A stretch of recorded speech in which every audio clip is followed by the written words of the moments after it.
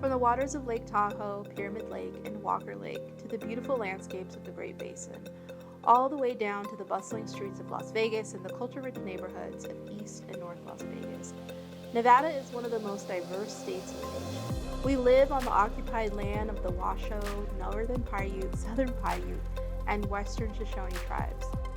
As guests, we strive to emulate the traditions and culture of the First Nation people by fighting for regenerative, balanced, and resilient communities that make way for all people to thrive in dignity with their families, whether blood or chosen.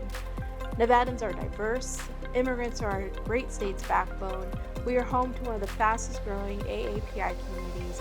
We have a historic Black community and an expansive Latine population. While our state spans from urban centers to rural towns and encapsulates people from all kinds of backgrounds, at the end of the day, we all want to ensure that our families can thrive. That means having good union jobs, an affordable place to call home that keeps our families healthy and safe, clean air and water, and fully funded public schools for future Nevadans. Past legislative sessions have brought great wins for progressives in Nevada, thanks to the countless efforts of organizers on the ground bringing community voices to the decision-making table. Those wins have made Nevada's elections into some of the most accessible and clean in the nation. We've expanded family planning and protections for reproductive care and raised the minimum wage. And even under the racist, anti-immigrant rule of the twice-impeached, one-term former president, the Nevada Immigrant Coalition passed legislation that supported immigrant workers and students and made Nevada a more welcome place for new and aspiring Americans.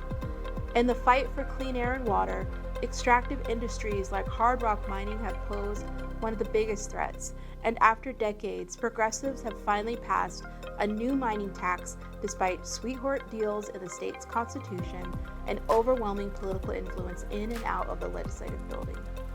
We also ensured the Mining Oversight and Accountability Committee continues to meet, despite legislators trying to end this community oversight board. Despite these progressive wins, in true purple state fashion, Nevada elected a conservative governor. We know from Joe Lombardo's corporate-funded campaign that he is beholden to corporate interests. The priorities he has set for so far would further drive Nevadans' lives into the hands of corporations and billionaires. As he sets himself up as the education governor, his plan consists of taking money from our underfunded public schools to outsource education to private schools and charter schools through a voucher scheme. As the housing crisis continues to impact Nevada families every day, Lombardo has cozied up with billionaire and owner of Budget Suites, Robert Bigelow. Throughout his term as sheriff, Lombardo has showed Southern Nevadans what his leadership looks like. No accountability, lackluster priorities, and refusal to see Nevada for the diverse state that it is. Now, Lombardo will look to maintain and even bolster mass incarceration in Nevada, undoing the progress that we've made, with increased funding to the criminal legal system and harsher sentencing. And let us not forget that he blatantly lied to immigrants and continued to operate a deportation force that separated families. Nevadans have been struggling and are continuing to struggle with housing, inflation, and stagnant wages. Governor Lombardo must leave the campaign rhetoric behind and represent all Nevadans. We need elected officials that will be bold and fight for Nevadans of all backgrounds, and we are looking up to our legislators to step up too. We can't leave the work of governing to industry lobbyists while sidelining the legislators who have the full support of the community. While Joe Lombardo has set his priorities, we are ready to set the progressive agenda in our traditional progressive state of the state. On top of policies, we really want to set the tone. The so-called Nevada way has worked for a small percentage of Nevadans already at the top, while drowning out those struggling at the bottom. We must do better as a state to ensure all Nevadans have their needs met. We'll hear stories from Nevadans on the ground who have been fighting to stop violent extractive industries from threatening tribal members and rural water supplies. From people who are fighting to pass rent stabilization and protect LGBTQ+ rights. We'll also hear from our partners who are fighting to protect abortion access, and from our teachers who are fighting to protect our public schools. And we'll also hear from our partners who we've joined to help protect the dignity for incarcerated Nevadans.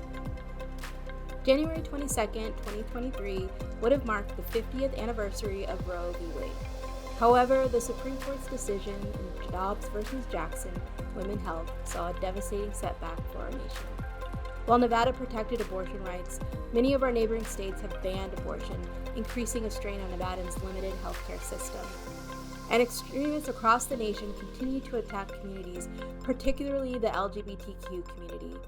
Just last year, 306 bills were introduced in state legislatures across the nation that attack trans people.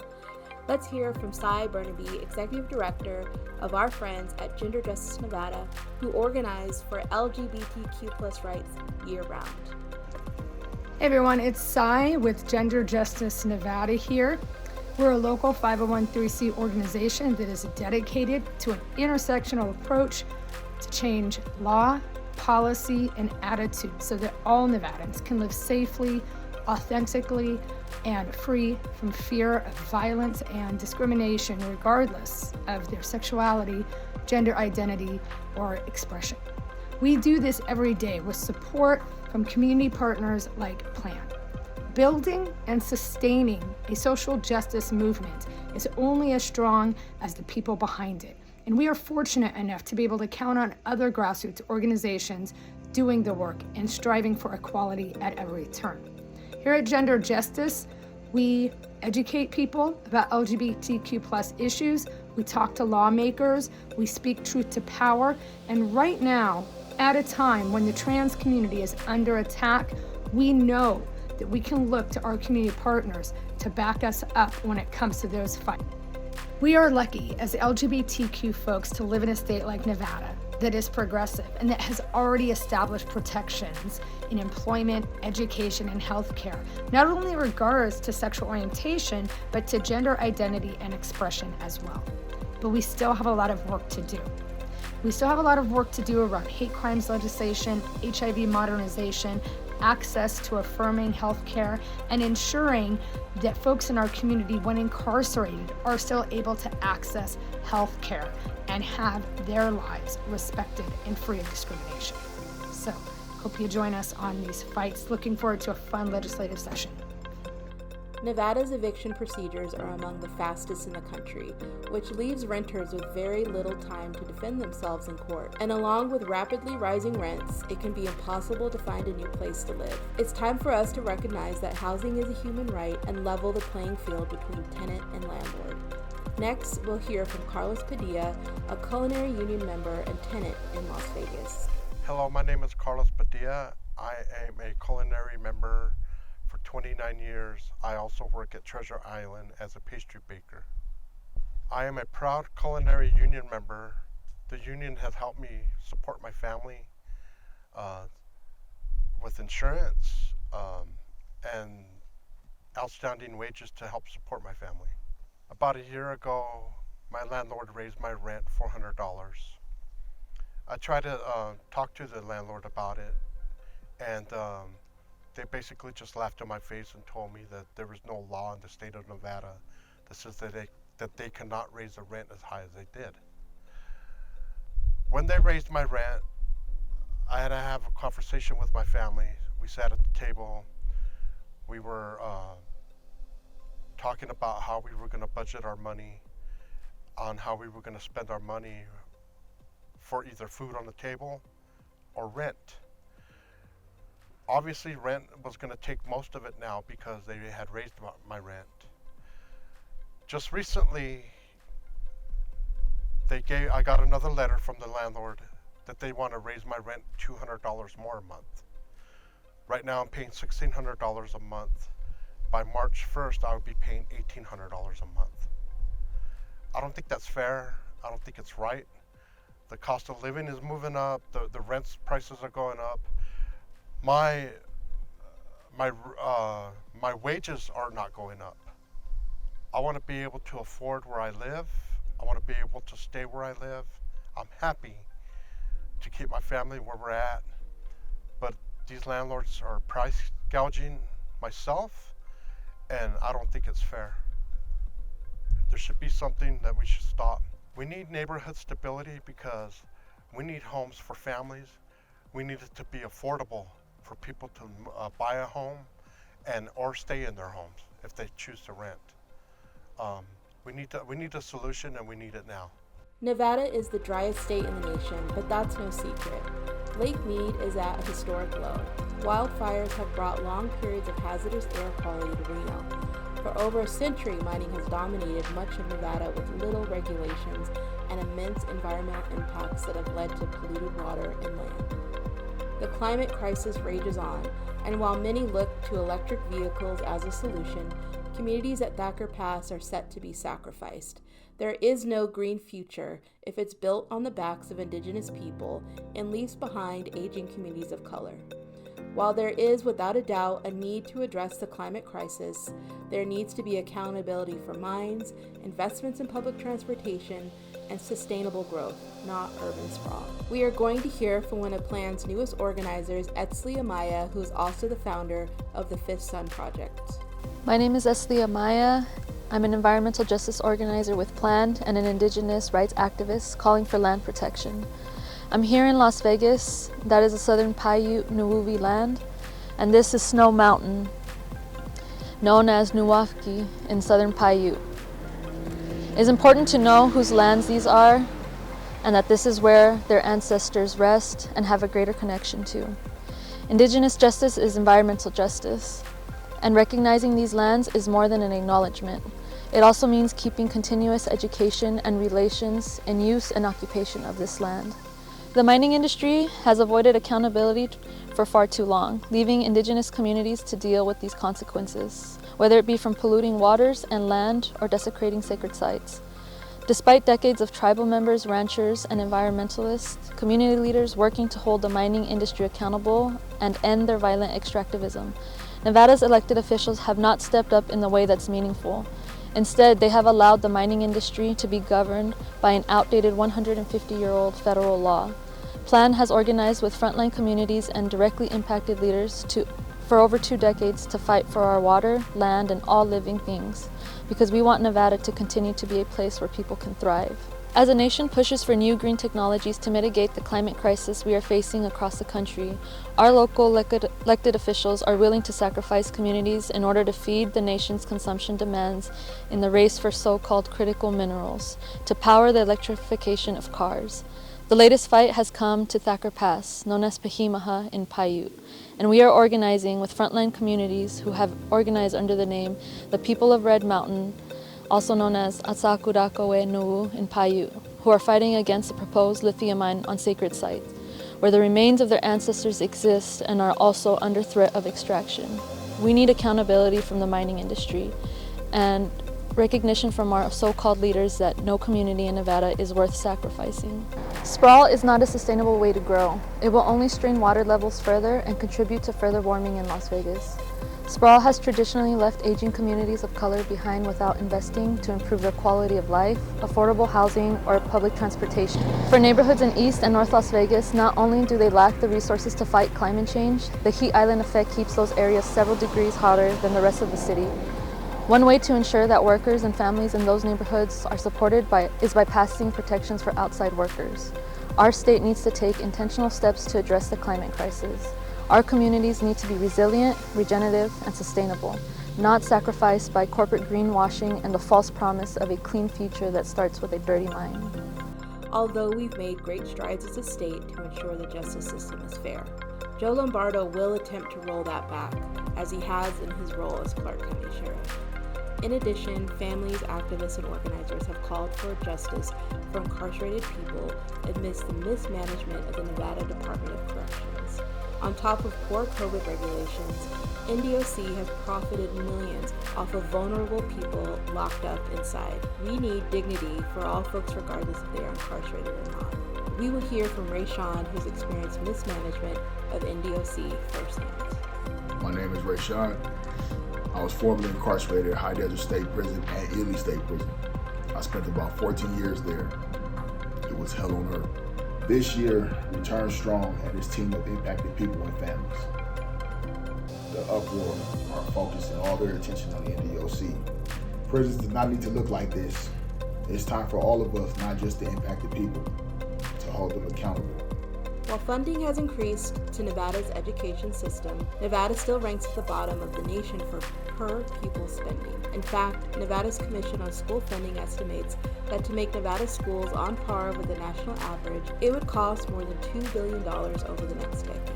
And let us be clear, education savings accounts, opportunity scholarships, or however you name it, are vouchers, and it will only reduce the state's funding to public school systems and take dollars away from students. But let's hear more from the Nevada State Education Association, our member group and the oldest union for public education professionals, from one of their board officers and Clark County education support professional, Erica Nungray. I am Erica Nungray, an education support professional in the Clark County School District.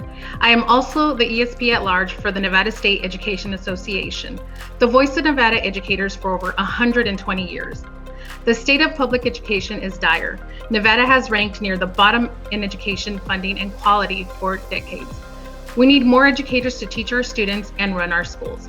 Even before the pandemic, NSCA has consistently sounded the alarm about the dire educator shortage facing Nevada districts. As we reach the midpoint of the year, there are still thousands of vacant positions statewide. We can speak broadly, but let's talk specifics. What does the educator shortage look like each day? As an education support professional, I can tell you. Starting with getting our kids to school, we lack the staff to get our kids to school on time and have routes without permanent drivers. As a result of late or longer routes, our kids miss instructional time. Once our students get to class, they may not have a permanent teacher. They may be given random assignments that don't pertain to their subject class. Unfortunately, in many instances, the concern is more about having a babysitter for students than a licensed educator. Further, because we do not have enough teachers daily, paraprofessionals are being pulled in several directions to aid special education programs and instruct classes. As a result, our special education students are not adequately serviced, violating the students' individualized education plan. That's why NSCA is saying it's time for 20 to address the Nevada public education crisis. What does time for 20 mean? Time for 20 means 20% salary increase in educator pay. Time for 20 means at least $20 an hour for the workers who make our schools run. Time for 20 means reaching an average class size of 20 students per class. From teachers to education support professionals, Time for 20 respects our profession. While discussing our educator shortage, we don't have a severe lack of educators, just a lack of those willing to work for 23.5% less than their college-educated counterparts. That is why NSCA is also proposing the Respect Educators Act to elevate educators' safety, well-being, and autonomy of our work. NSCA also calls on the state to address workplace issues like safety. This act would include real accountability for any violence committed against an educator and give educators the tools and resources to deal with disruptive behavior. Educator voice in the classroom and at the worksite is also vital to the Respect Educators Act. We have to listen to educators who know best. This includes guaranteeing educators have professional judgment and discretion respected by school and district administrators. Consult with us, listen to us, and respect us. We know our kids, we know our campuses, respect us enough to bring us into the conversations. If we had proper funding, we could address behaviors better in the school and provide resources and outlets for students and avoid the violence occurring in schools. To close, educators and the students need bold action now. And Nevada has the resources to significantly impact the next legislative session. It's time for 20. It's time to respect educators. Thank you. Plan and all 38 of our member groups are ready to throw down this legislative session. We expect our elected officials to do the same for the sake of all Nevadans. So much is on the line, as our speakers reiterated. We need to expand access to reproductive health care, tenant rights, mining accountability and climate justice, dignity for incarcerated people and justice reform, and fully funded public schools and just wages for our teachers. Our organizations are committed to creating a fair and just Nevada that puts people and planet first through the voices and will of our community. Selling out to corporations won't get us there.